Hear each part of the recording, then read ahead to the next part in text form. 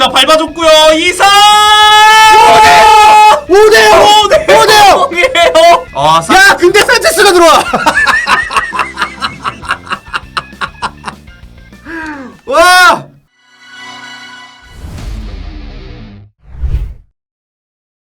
자, 여러분 역대급 경기입니다. 토트넘이 전반 22분 만에 5골을 내주면서 전반에만 0대5로 뒤진 채로 합타임 맞이를 했는데, 야, 이거는 한 말씀 해주시죠.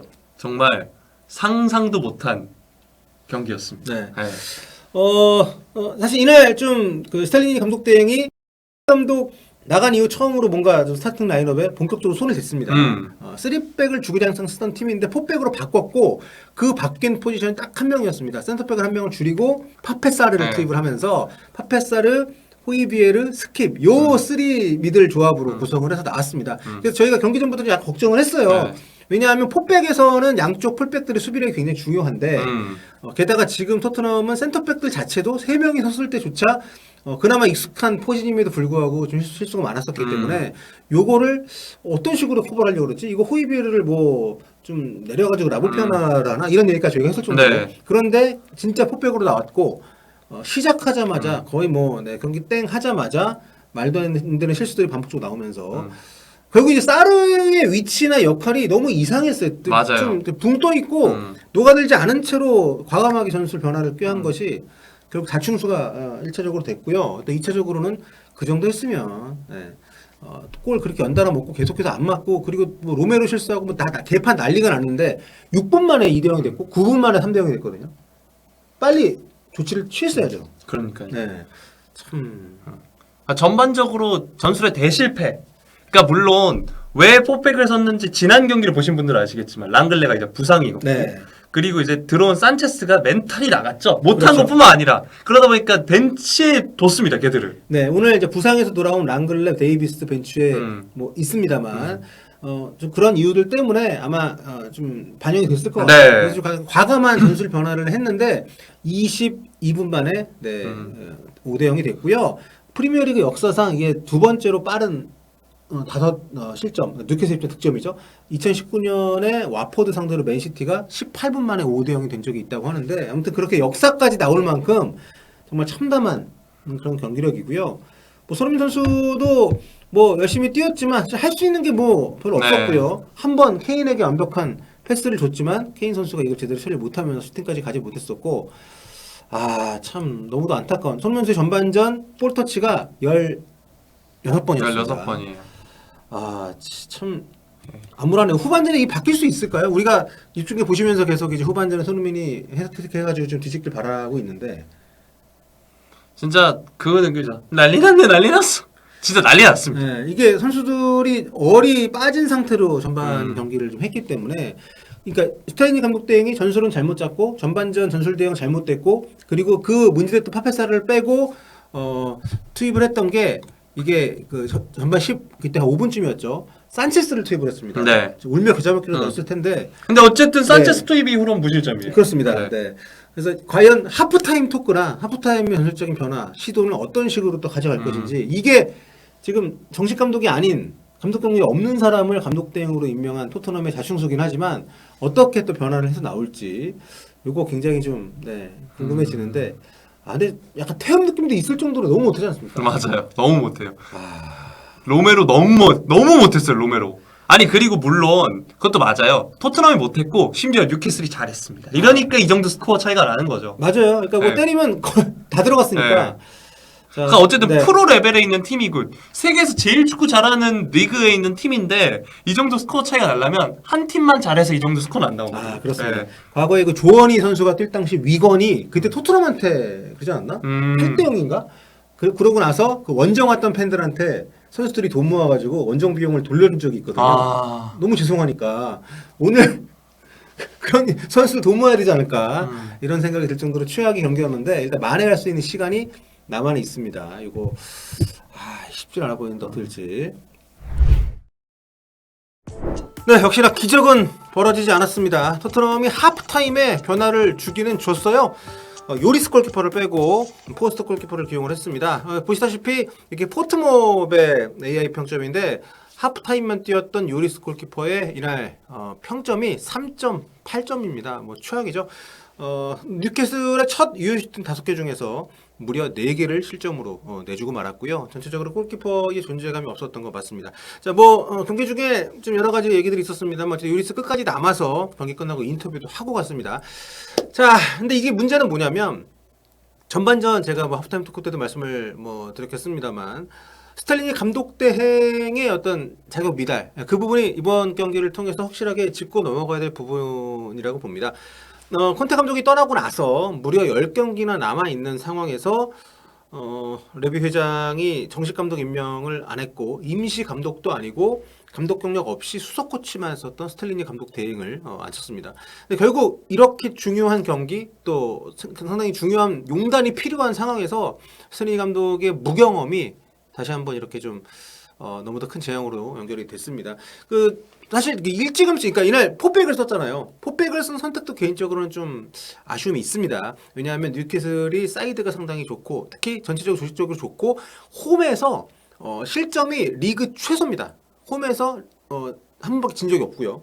이런 팀을 상대로 양쪽 측면 풀백의 수비력이 리그에서도 하급이라고 할 수 있는 토트넘이 포백을 썼단 말이에요. 그러면 그 수비를 지켜줄 수 있는 중앙 미드필더의 어떤 그 벽을 잘 쌓아야 되는데 센터백을 줄이고 사르를 넣는데 이 선수가 오늘 완전 최악이었단 말이죠. 그러니까 이게 사르 개인의 문제도 물론 있습니다만 이게 기량의 문제라기보다는 경기를 꾸준히 뛰지 않은 선수에게 그리고 포백을 거의 올 시즌 쓰지 않은 팀이 이런 식의 그 격렬한 변화를 충분한 준비 없이 큰 경기 지금 이 4, 5위 붙어있는 정말 챔피언스리그 티켓이 걸려있는 중요한 경기입니다. 여기에서 좀 이렇게 갑작스럽게 기용을 한 거 그리고 그 역할을 경험 부족인 사르에게 맡겼다는 거 굉장히 큰 문제고요.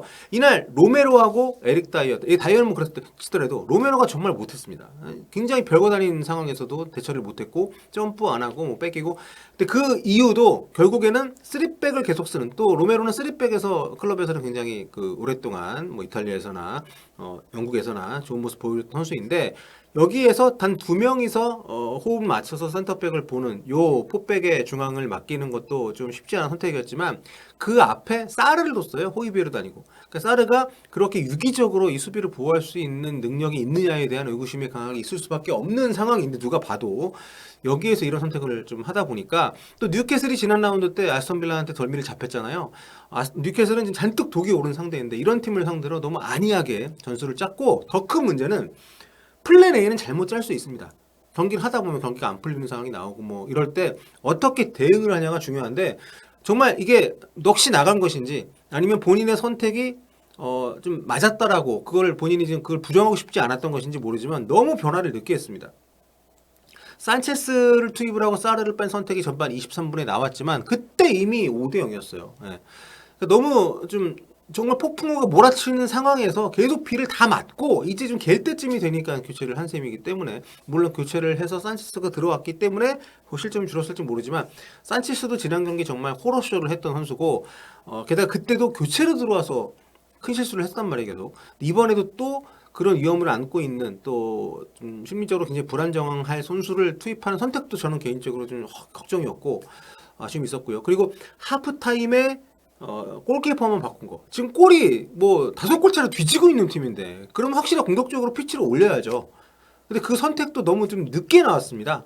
이날 후반전에 교체 카드를 2번을 썼습니다. 근데 한 번이 72분 후반 27분에 클루셉스키를 뺀 요 선택이 있었고 그때 단주마가 들어갔죠. 그리고 83분이니까 후반전 38분 이때 손흥민 선수를 빼고 히샬리송을 넣는데 이게 과연 5골이나 지고 있는 팀이 골을 넣겠다는 목적을 갖고 내린 선택인 건지. 그러니까 이게 저는 스탈리니 감독 대행이 물론 이게 정석적인 본인 생각에 정석적인 교체라고 생각할 수도 있지만 지금 정석적인 대응으로는 아무것도 할 수 없는 상황이잖아요. 이미 만약에 많이 따라가서 아니면 만약에 정말 기적적으로 비겼다 하더라도 전반전에 그 망친 경기에 대한 보완이 되기가 어려운 그런 선택을 계속했기 때문에 이거는 감독이 전술적인 어떤 선택 애초에 상대에 대한 분석 또 전술적인 선택 또 경기 중에 변화가 필요한 상황에서 그 변화를 어떤 방향으로 갈지 또 어느 타이밍에 할지 모든 선택이 다 잘못됐기 때문에 그 부분에 있어서 네, 스텔링 감독 대행을 계속해서 네, 이렇게 좀 믿고 가는 게 이 토트넘이 과연 뭘 위해서인가? 그러니까 토트넘이 지금 뭐 챔스도 끝나고 다 끝나고 이런 팀이 아니었잖아요.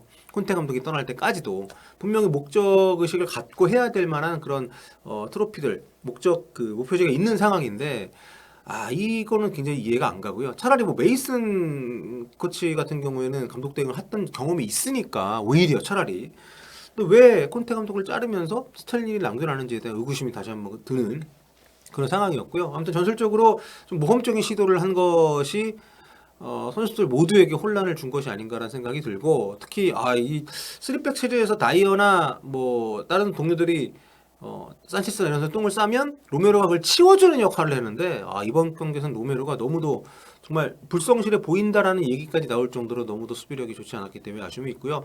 자, 손흥민 선수는 참 뭐 열심히 많이 뛰었습니다. 근데 기회 자체가 많이 없었고요. 전반전에 K리그 만들어준 기회를 케인이 놓치기도 했었고 또 후반전에 정말 엄청난 질주 그 후반전 18분이었죠. 손흥민 선수의 그 질주, 수비수를 앞질르는 뒤에 있다가 정말 자신의 진가를 보여주는 모습이 있었고 특히 그 교체되기 직전쯤에 그 볼이 볼 데드가 돼가지고 볼이 굴러가고 경기가 중단됐는데 혼자 뛰어가서 공을 또 주워오더라고요. 이미 팀은 거의 패배가 확실해진 상황이지만 어쨌든 포기하지 않는 모습 보여준 거 그리고 교체돼서 나올 때도 전력 질주로 나오는 것은 손흥민 선수가 유일했습니다.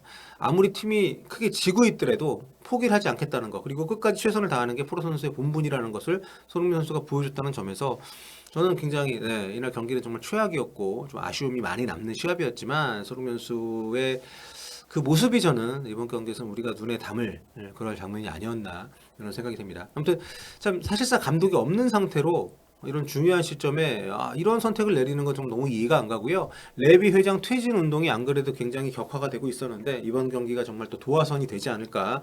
그리고 경기 끝나고 유리스 골키퍼가 인터뷰를 하면서 팬들에게 사과를 해야겠다는 얘기를 했거든요.